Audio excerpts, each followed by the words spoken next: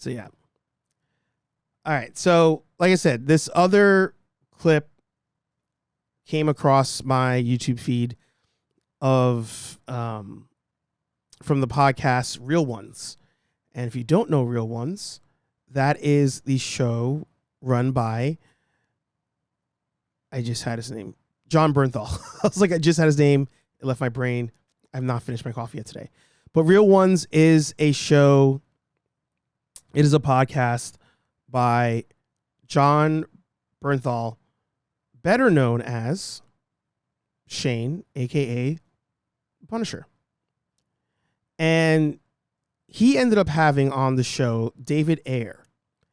And David Ayre, if you don't know,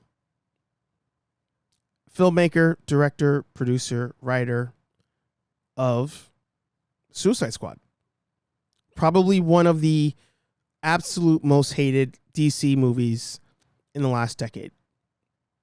He also did End of Watch, Fury, Bright, Street Kings, Training Day. Like, David Ayre has quite the resume. But Suicide Squad, a lot of times, is that black eye. Sabotage, good movie. David Ayre is known as, when you look at this library here, he's like dark, gritty. A lot of times, if it's taking place in a real place, LA,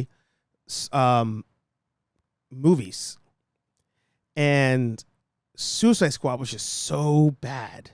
So bad. And in the era of the Snyder Cut being a thing, a lot of people have asked for the Ayre cut of Suicide Squad. And to me, it was always just like a rumor that Suicide Squad, the Ayre cut, existed. The same way there's the Schumacher cut of Batman Forever. And people want to see these cuts. But personally, I'm kind of over them. I'm not going to lie. I'm kind of over that concept. Like, give me the movie when it comes out. But when this clip dropped and I watched it, it almost validated a lot of things that we've talked about on the show before, where directors, producers, writers, they have an idea. They want to make the movie they want to make. And the studios come through, tell you to kick rocks. You're doing it our way, or you can find a new job. And he covers that in this here. Patrick says, damn, that's a fire list of movies to have Suicide Squad on. I won't give him that blemish, and I want to believe it was a studio issue. All right. Hopefully John Bernthal does not hit me with some copyrights, but let's proceed. You know, the big one is like Suicide Squad. That shit broke me. That handed me my ass. How so? Come right off Fury, right? Had the town in my hand. Could have done anything, and I did do anything. And, you know, go on this journey with it. And the same thing, like authentic, truthful. Let's do all the rehearsal. Let's really get in each other's souls. Let's create this amazing collaborative thing, right? Man. And then I dropped my director cut. You know, your 10-week assembly, it's a fucking assembly at 10 weeks for a movie that big. Come on, you know. And Deadpool opened, right? And then they never tested Batman versus Superman. So they put the movie out there and they never did a test. To interrupt, right away when I saw that part, I was like all ears. At first I'm sitting there and I'm kind of waiting for just the excuses. Because that's usually what you get from creators as a whole if something fails. Oh, you know, I was going through shit. You know, I thought this, I thought that, whatever. Like, usually you have just like that laundry list of excuses. So I was kind of sitting there watching this thinking, all right, we're going to get the excuses. And then when he said that line, that Batman versus Superman was not tested, meaning they didn't have a bunch of film industry people, family, friends, critics, come in and watch a couple of rough cuts of the movie to say, or yes, they just went for it. I was like, oh, this is going to be a studio thing. It's going to literally confirm all the things we speculated about many of the other bombs that we've gotten. Let's proceed. And they were expecting a different result, and then they got hammered by all the critics. And then it's like, okay, we're going to turn David Ayre's dark, soulful movie into a fucking comedy now. I became the bad guy narratively. Oh, he's a tough director, he's hard to work with, or this or that, right? Because as they're fucking you, you were like, stop fucking me. Yeah. And but the producers themselves are like producer, studio people, executives. I'm not calling anybody out, because we're all like, at the end of the day, like, it's fucking business, right? Yeah. I get it.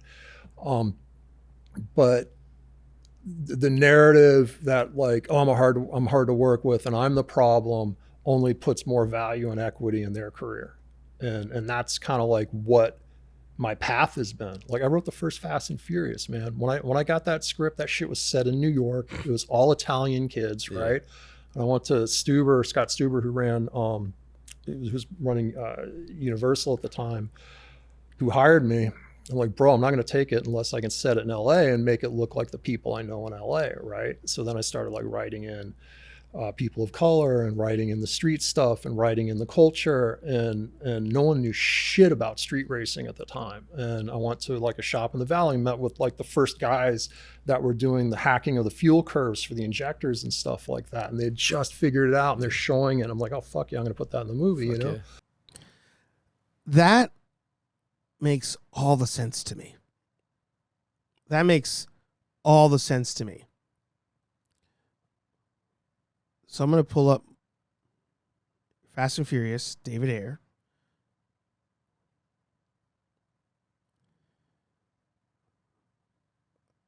Let me go to the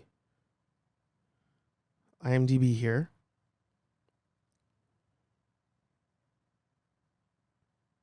So he's not listed here on the top 3 writers. Here he is, screenplay. They put him at the bottom of the list here. That makes sense. When you think about the other movies he's released, settings, places, that's the same thing. But the setting, the people, the vibe. It's, if you told me that the Fast and Furious, SWAT, and Training Day were in the same universe and they did crossovers, I would have believed you. I could see it happen. Not current Fast and Furious, but old Fast and Furious. So I believe it. And what's trippy is the guy is filming the movie in a certain way. He is just filming this darker superhero movie that takes place in LA. And then all of a sudden they're like, it has to be a comedy now. If you've already started that process, you can't just redo all of it, but maybe on the back end, that's when you just redo the edit and you do some lines over. You do a couple of reshoots here and there to get it to be more comedy. And by coincidence, this weekend, I was on Kathy and Kenny Explain Pop Culture, and we were talking about the Whedon cut of Justice League. How in that movie, Joss Whedon gets all the shit, but he was brought in to match what Marvel was doing. He was brought in to take what Snyder had done. Snyder had to leave because of the loss of his family and redo the ending, redo shots, re-edit it, change the color tones and the color grading to make it a more lighthearted film. If that's not what you're recording, what you're filming the whole time, you can't edit it into that. I can't build a freaking Tacoma and then once it's almost done in production, say, make it a 10-second car without having to take the engine out and redo stuff. But that's what that's what a lot of these studios, we've speculated, and apparently it's true, that's what a lot of them do. They'll take something and be like, oh, we got to change it up. Oh, but that's not what you hired me on to shoot. Well, make it that now anyway, or you can leave. So it's I know this is very like nerdy on the film side. Super interesting. Super interesting. I now give this man a lot of credit because he's right. Based on what we were seeing in the articles, in the YouTube videos, in the podcast, he was the bad guy. And it turns out that's how it was designed. That's exactly how it was designed. Either way, check out this this episode. It's good. I say the episode. I watched the clips. I usually just watch the clips. So definitely check it out. John Bernthal puts on quite the podcast. A lot of guests, all different walks of life. Again, you know him as Shane. You know him as Punisher. Say what you will about Punisher Season 2. I thought he was the right man for the job. Gave him a shitty script. Gave him a shitty show.